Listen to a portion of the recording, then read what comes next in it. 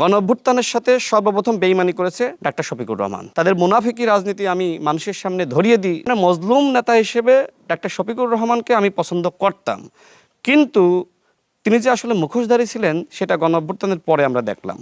তিনি সর্বপ্রথম বাংলাদেশে আওয়ামী লীগকে সাধারণ ক্ষমা ঘোষণা করেছেন, অর্থাৎ গণঅভ্যুত্থানের সাথে সর্বপ্রথম বেইমানি করেছে ডাক্তার শফিকুর রহমান। সুতরাং এই শফিকুর রহমান সাহেবকে নিয়ে এখন কি বলবো, তিনি নাকি বিএনপির পতন ঘটিয়ে দিবে। ডাক্তার শফিকুর রহমান তো জীবিতই ছিলেন, তাই না? তো ডাক্তার শফিকুর রহমানের নেতৃত্বে মগবাজারের তালাটা পর্যন্ত খোলা যায়নি। এখন আমি এই যে এইসব কথাবার্তাগুলো বলি, চোখে আঙ্গুল দিয়ে তাদের মুনাফিকি রাজনীতি আমি মানুষের সামনে ধরিয়ে দিই। যেমন তাদের একজন নেতা, সব থেকে প্রভাবশালী নেতা জামাতের মধ্যে, ডাক্তার আবদুল্লাহ মোহাম্মদ তাহের ভাই, তিনি বিদেশিদের সাথে বৈঠক করে বললেন যে আমরা শরিয়া আইন কায়েম করব। এটি আমরা কোথাও বলি নাই।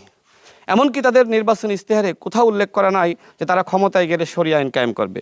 এই মুনাফিক রাজনৈতিক দল এখন জাতীয় সংসদে প্রতিদিন মানুষকে আইওয়াশ করার জন্য বলছে যে আমরা কোরআনের আইন চাই, আল্লাহর আইন চাই, শরিয়া আইন চাই। এই যে ভণ্ডামি জামাত ইসলাম নিয়ে করছে, তাই না? এর আগে নির্বাচনের আগে দেখেছি জান্নাতের টিকিট বিতরণ করা।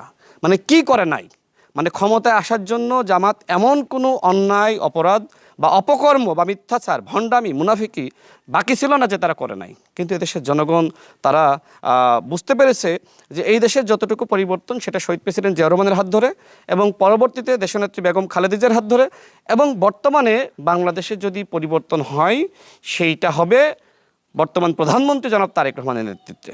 আমি এদেশের জনগণকে বলবো যে বাংলাদেশে যদি পরিবর্তন হয় সেটা জনাব তারেক রহমানের হাত ধরেই হবে।